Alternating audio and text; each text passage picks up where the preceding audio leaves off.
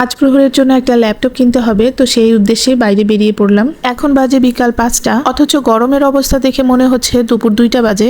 প্রহর আমাকে 5টা বাজে এখানে আসতে বলেছে, তো আমি তো 5টা বাজে এসেছি, কিন্তু ওনার কোনো খবর নেই। এই গরমের মধ্যে পাক্কা আধা ঘন্টা দাঁড়িয়ে থাকার পরে এই তো আমার জান বাচ্চাটার দেখা মিলেছে। আমাদের আদরের সোনামণি আমাদের ইঞ্জিনিয়ার সাহেবকে নিয়ে আমি এবার রওনা দিয়ে দিলাম যমুনা ফিউচার পার্কের উদ্দেশ্যে। কি ভাবছেন আজ এত সুন্দর সুন্দর নামে প্রহরকে ডাকছি কেন?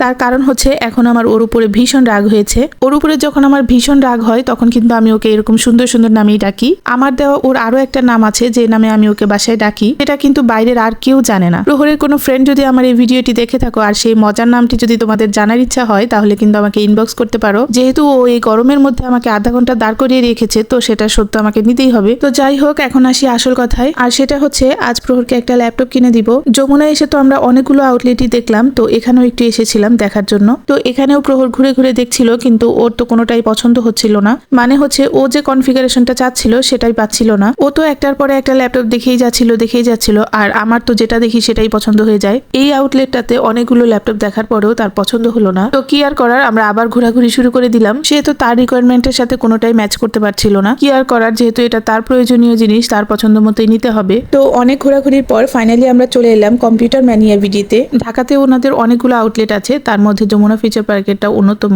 ওদের এই আউটলেটটা কিন্তু যমুনা ফিউচার পার্কের লেভেল 4-এ অবস্থিত, আর আমি শপ নাম্বারটাও দেখিয়ে দিয়েছি। এর আগেও আমরা একবার এই শপটাতে এসেছিলাম ওদের ল্যাপটপ সম্পর্কে জানার জন্য। আসল কথা, তখনই আমরা ওদের ব্যবহার দেখেই মুগ্ধ হয়ে গিয়েছিলাম। তো যাই হোক, এতক্ষণ খোঁজাখুঁজির পরে প্রহর তার কাঙ্ক্ষিত ল্যাপটপটি পেয়ে গেছে। ল্যানোভো লগ সিরিজের এই ল্যাপটপটি প্রহরের খুব পছন্দ হয়ে গিয়েছে, আর তাই আমরা সেটাকেই ফাইনাল করে ফেললাম। আর এখন তো আনবক্সিং চলছে।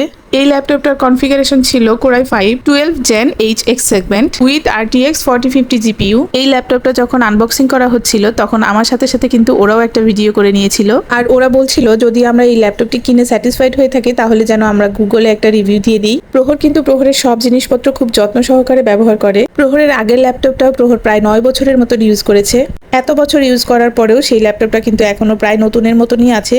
যে কোনো গ্যাজেটই প্রহর খুব যত্ন সহকারে আর অনেক দিন পর্যন্ত ইউজ করতে পারে। তো যাই হোক, ল্যাপটপটি আনবক্সিং করার পরে প্রহরকে ফার্স্ট ওপেনিং এর জন্য দেয়া হলো। যেহেতু প্রহর ল্যাপটপ, মোবাইল এই সমস্ত গ্যাজেটের ব্যাপারে খুব ভালো একটা ধারণা রাখে, আর তাই পরিচিত কেউ যদি ল্যাপটপ বা মোবাইল বা এই ধরনের কোনো কিছু যদি কিনতে যায় তখন প্রহরের হেল্প নেয়। এতদিন পর্যন্ত প্রহরের বাবা আর মায়ের পছন্দের জিনিসই ইউজ করতো। ইভেন ওর হাতের ফোনটাও কিন্তু ওর বাবারই পছন্দ করে আনা। এবারই প্রথম প্রহর তার নিজের প্রয়োজনীয় জিনিসটা নিজেই পছন্দ করে নিচ্ছে। এই ল্যাপটপটার সাথে কিছু জিনিস আমাদেরকে গিফট হিসেবে দেয়া হয়েছিল। এর মধ্যে ছিল ল্যাপটপটা ক্যারি করার জন্য খুব সুন্দর একটা ব্যাগ, আর ছিল একটা মাউস, সেই সাথে ছিল খুবই সুন্দর একটা মাউস প্যাড। মাউস প্যাডটা কিন্তু পার্সোনালি আমার খুব পছন্দ হয়েছিল। প্রহরের তো একটা মাউস প্যাড আছেই, ভাবছিলাম এই মাউস প্যাডটা আমি ইউজ করব। সবকিছু বুঝিয়ে দেওয়ার পরে প্রহরের ল্যাপটপটা এখন আবার প্যাকিং করে দেওয়া হচ্ছিল। আমি দেখছিলাম যেমন সাবধানে সুন্দর করে ওরা আনপ্যাকিং করছিল, ঠিক তেমন ভাবে ওরা আবার প্যাকিংও করে দিচ্ছিল। এইদিকে তো প্যাকিং চলছিল, আর ওইদিকে প্রহর তার ডকুমেন্টগুলোতে সাইন করে দিচ্ছিল।